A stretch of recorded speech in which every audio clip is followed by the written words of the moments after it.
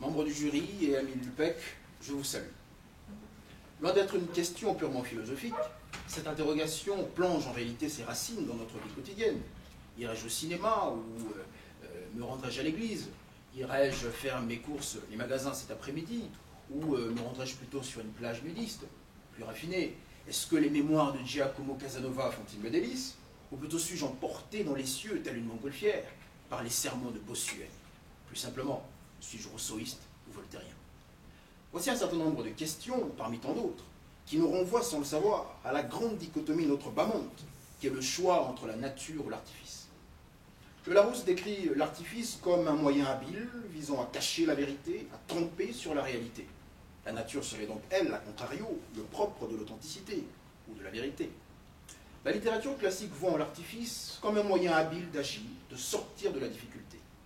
Ces définitions montrent que l'artifice est en soi un acte de volonté, et donc de générosité. Or, le naturel, la nature, a précisément horreur de cette habileté. Et celui qui incarne en la perfection la haine que vaut la nature à l'artifice, c'est Jean-Jacques Rousseau.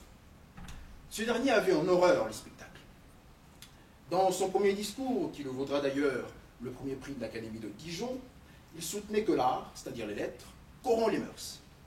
Et dans sa lettre à d'Alembert sur le spectacle, il reviendra sur ce sujet en affirmant qu'il ne faut pas aimer la comédie parce qu'elle ne fait pas naître la compassion mais le rire, et que le ridicule n'enseigne guère, et qu'il ne faut pas non plus aimer la tragédie parce qu'elle n'est pas la vie vraie. Vous avez entendu?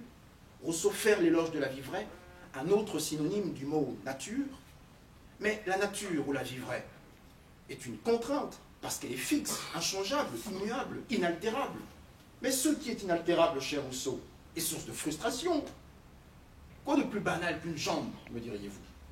Mais une jambe sur laquelle a été méticuleusement dessinée une fleur de lys ou un papillon devient infiniment plus admirable parce que son auteur, dans un mouvement d'imagination de générosité, a voulu nous conter son histoire.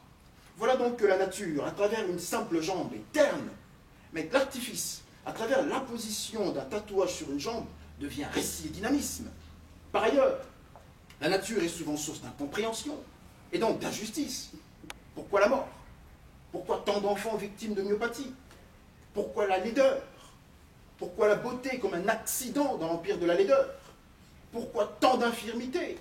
Enfin, la nature ferait mieux de regarder sa création et de dire « c'est ça ma foule ». Alors je suis assurément un artiste très imparfait, pas talentueux. J'ai quelques moments de clarté, mais enfin, l'œuvre tout entière mérite d'être jetée. Elle ne mérite pas exposition. Et pourtant, nous sommes en exposition constante. Charmant la réalité des humains. C'est donc avec raison que Pascal affirmait dans ses pensées que l'imagination dispose de tout. Elle fait la beauté, la justice et le bonheur, qui est le tout du monde.